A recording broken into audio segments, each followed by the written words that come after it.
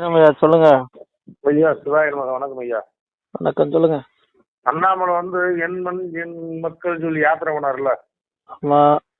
தெரியாம தான் கேட்கிறேன், தெரிஞ்சுக்கிட்டுலாம் கேட்கல, தெரியாம தான் கேட்கிறேன். தெரிஞ்சுதான் எதுக்காக எடப்பாடி போதுங்கிறக்கா எதுக்கு தெரியணும்ல. பிஜேபி ஒரு கட்சி இருக்கு, அந்த கட்சியில இருந்தாலும் முதலமைச்சரை கொண்டு வந்து யார் ஆசைப்படுவாங்க?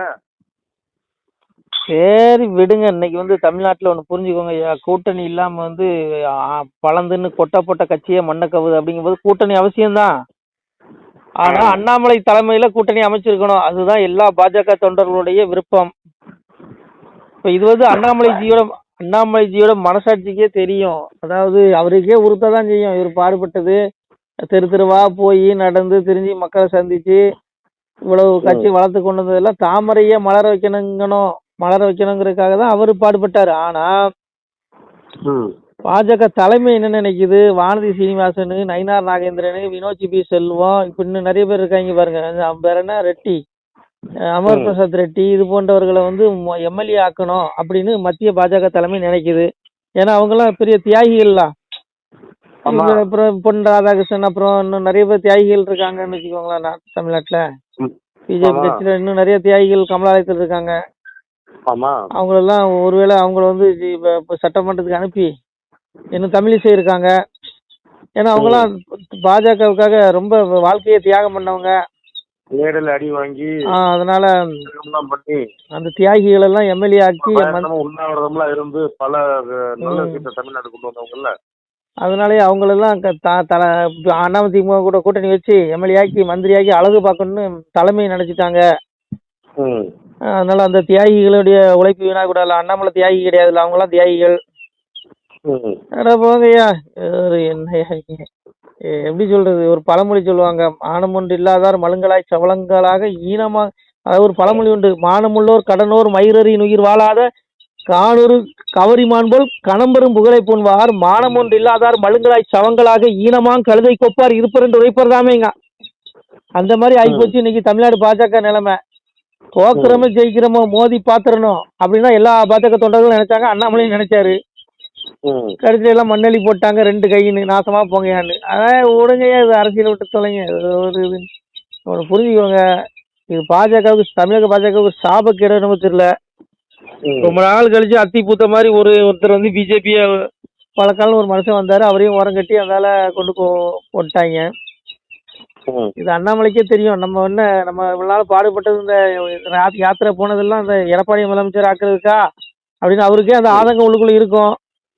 வேற வழி கிடையாது, மத்திய தலைமை முடிவு பண்ணிட்டாங்க எடப்பாடியை முதலமைச்சர் ஆக்கிருங்கன்னு, வானதி எம்எல்ஏ ஆக்கிருங்க, மந்திரி ஆக்கிருங்கன்னு. ஏன்னா அந்த அம்மா அப்படியே பிஜேபியை 3 முறை தமிழ்நாட்டில் ஆட்சி கொண்டு வந்த அம்மா கஷ்டப்பட்டு. இன்னும் பாருங்க, ஏற்கனவே இன்னும் என்ன நடக்க போகுது தமிழ்நாடு பிஜேபியில். அவன்லாம் போன தேர்தல் நின்று மண்ணை கவுனானோ, டெபாசிட் இழந்தானோ அவனுக்கு தான் சீட்டை கொடுப்பானுவேன், எழுதி வச்சுக்கோங்க. இங்கே உழைக்கிறவனுக்கு, கட்சிக்கு உண்மையா விசுவாசமா இருக்கிறவனுக்கு தான் சீட்டு கொடுக்க மாட்டானுங்க, புரியுதா உங்களுக்கு? இன்னும் அதான் நடக்கும். எவன்லாம் போன டைம் மண்ணை கவுனானோ அவனுக்கு சீட்டு, அவர்கள் போட்டியிடுவார்கள், மீண்டும் மண்ணை கவுவார்கள் அப்படிங்கிறது தான் எதிர்பார்ப்பா இருக்குது. அதனால ஒரு கட்சியை ஒரு மனுஷன் தனிச்சு ஆட்சி அமைக்கணும், கொண்டு வரலாம்னு சொல்லி முயற்சி பண்ணும் பொழுது முட்டுக்கட்டை போட்டாங்கன்னா அது எப்படியா, எந்த தொண்டன் தான் ஏத்துக்குவான்? தலைவர்களாலையும் ஏத்துக்குவான். ஏன்னா அவனுக்கு தேவை சீட்டு, எம்எல்ஏ சீட்டு. நீ திமுக கூட கூட்டணி வை, எனக்கு எம்எல்ஏ சீட்டை கொடுத்துரு, என் பையனுக்கு கொடுத்துரு, இதுதான் அவங்க எண்ணம். அதனால விடுங்கய்யா, அண்ணாமலைக்கே தெரியும் நம்ம பாடுபட்டது இந்த எடப்பாடியை முதலமைச்சராக்கிறதுக்காக இவ்வளவு பாடுபட்டோன்னு.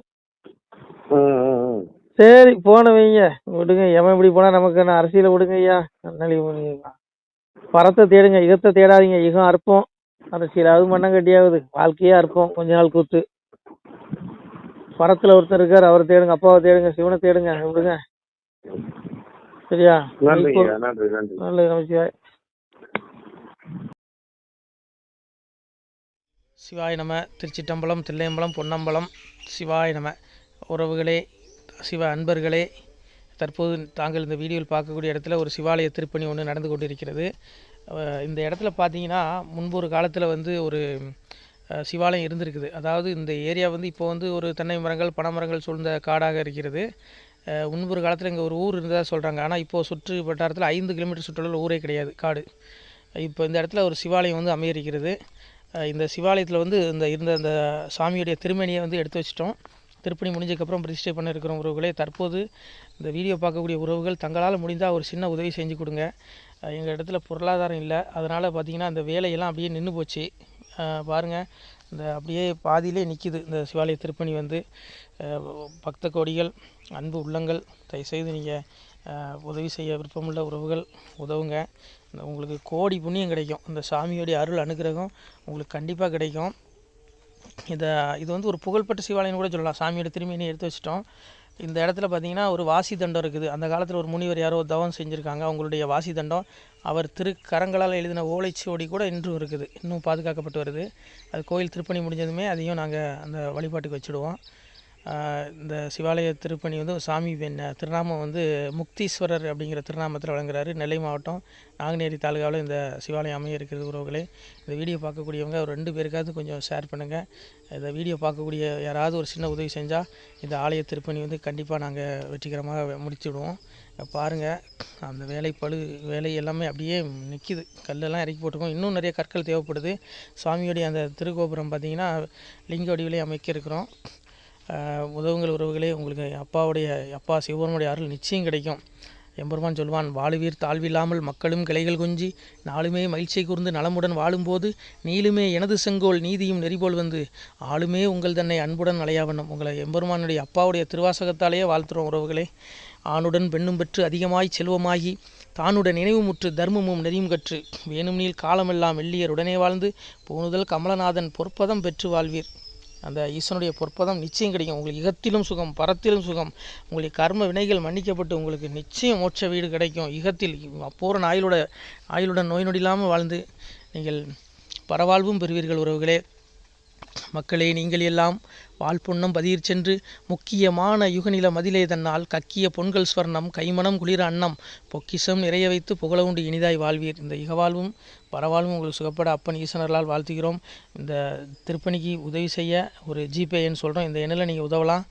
நீங்கள் இந்த எண்ணிலேயே நீங்கள் தொடர்பு கொள்ளலாம். ஜிபே, ஃபோன்பே, வாட்ஸ்அப் எல்லாம் இந்த நம்பர் தான். 93 85 44 31 06 93 85 44 31 06. இந்த எண்ணில் நீங்கள் உதவலாம், தொடர்பும் கொள்ளலாம்.